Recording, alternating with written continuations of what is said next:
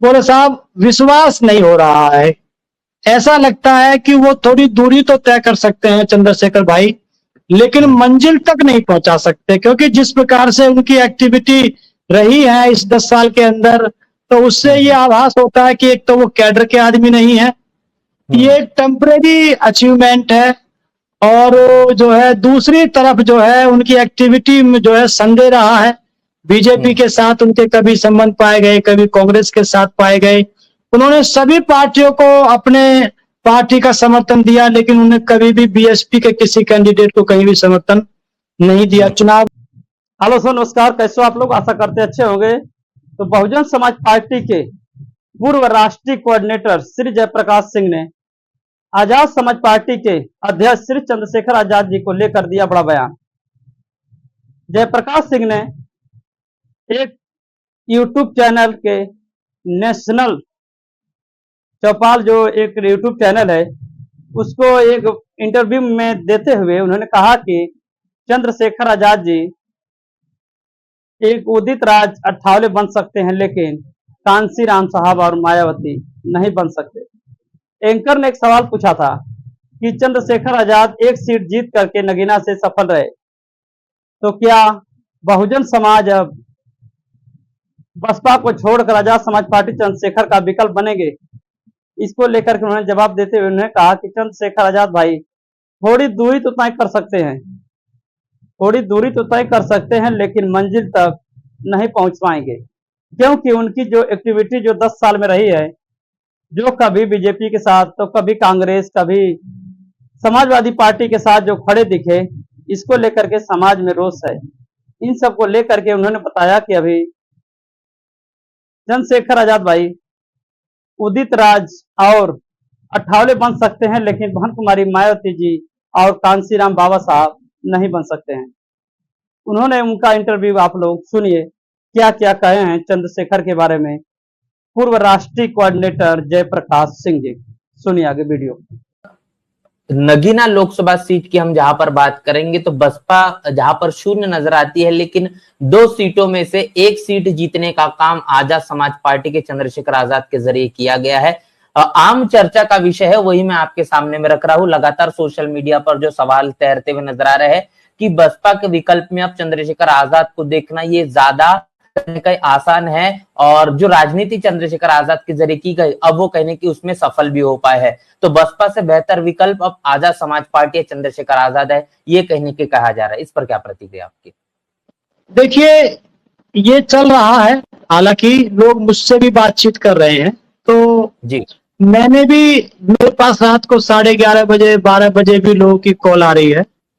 तो उन्होंने कहा कि सर अब तो जो है चंद्रशेखर जो है सांसद बन गए हैं, अब समाज जो है उनकी तरफ चला जाएगा। मैंने कहा भाई चला जाएगा? बोले हाँ चला जाएगा। तो आपको कैसा लगता है, सही रहेगा चला जाना? बोले हाँ साहब ठीक रहेगा। मैंने कहा अगर ठीक रहेगा तो फिर आप रात को 12 बजे 11:30 बजे आप परेशान क्यों हो? आप मुझे क्यों कॉल कर रहे हो? अगर आपके हिसाब से समाज का उधर जाना सही रहेगा तो फिर आप परेशान क्यों हैं रात को 11:30 बजे? तो वो कह रहे साहब एक बात बताएं। मैं क्या, बताइए जी आप। बोले साहब विश्वास नहीं हो रहा है। ऐसा लगता है कि वो थोड़ी दूरी तो तय कर सकते हैं चंद्रशेखर भाई, लेकिन मंजिल तक नहीं पहुंचा सकते, क्योंकि जिस प्रकार से उनकी एक्टिविटी रही है इस 10 साल के अंदर, तो उससे ये आभास होता है कि एक तो वो कैडर के आदमी नहीं है, ये टेम्परेरी अचीवमेंट है। और जो है दूसरी तरफ जो है उनकी एक्टिविटी में जो है संदेह रहा है। बीजेपी के साथ उनके कभी संबंध पाए गए, कभी कांग्रेस के साथ पाए गए। उन्होंने सभी पार्टियों को अपने पार्टी का समर्थन दिया, लेकिन उन्हें कभी भी बीएसपी के किसी कैंडिडेट को कहीं भी समर्थन नहीं दिया, चुनाव ना लड़ने के बावजूद भी। तो इस प्रकार से उनका लगता है कि उन पे संदेह है, तो विश्वास नहीं हो पा रहा है। तो विश्वास बहुत बड़ी चीज है। तो मेरा ऐसा मानना है सांसद बन जाना कोई बड़ा मैटर नहीं है। सांसद बन जाने से तो आप उदित राज, पासवान, अठावले बन सकते हैं, लेकिन कांसीराम बनना, साहब कांसीराम बनना, ये अपने आप में बहुत बड़ा चैलेंज है। और हम तो कहते हैं कि भाई जो भी सही काम करेगा, इस मूवमेंट को आगे बढ़ा के ले जाएगा, ये तो फ्यूचर तय करेगा। लेकिन अभी समाज को हताश होने की जरूरत नहीं है, क्योंकि मैंने जो देखा है, जो मैंने स्टडी करी है, इतना आसान नहीं है इन लोगों से टकराना। इसके लिए बुद्धिमान होना बहुत जरूरी है, बौद्धिक होना बहुत जरूरी है।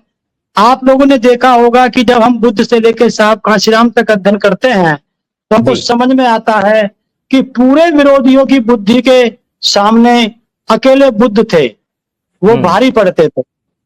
सारे बुद्धिमान विरोधी, सारे की बुद्धि एक तरफ, अब बुद्ध की बुद्धि एक तरफ, भगवान बुद्ध की बुद्धि एक तरफ, दूसरी तरफ सारे विरोधियों के संत एक तरफ और संत श्रोमणी रविदास महाराज एक तरफ, अकेले टकरा गए और जीत भी हासिल करी।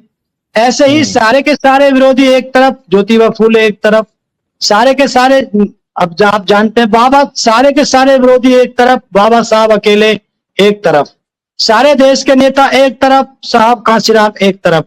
आज आपने देखा होगा सारे देश के नेता एक तरफ और बहन कुमारी मायावती जी एक तरफ। तो जो इन सबसे टकरा करके जीतेगा अकेला, उतना बौद्धिक स्तर रखेगा, वही व्यक्ति सरवाइव कर पाएगा। तो जो ऐसा प्रूफ करेगा, तो ऐसा विश्वास वो भाई नहीं जीत पा रहा है समाज का, जहां तक मेरे को समझ में आया है, जहां तक मेरी लोगों से बातचीत हुई है। जी बिल्कुल बिल्कुल। तो काफी ज्यादा अहम सवाल, उसका जवाब आप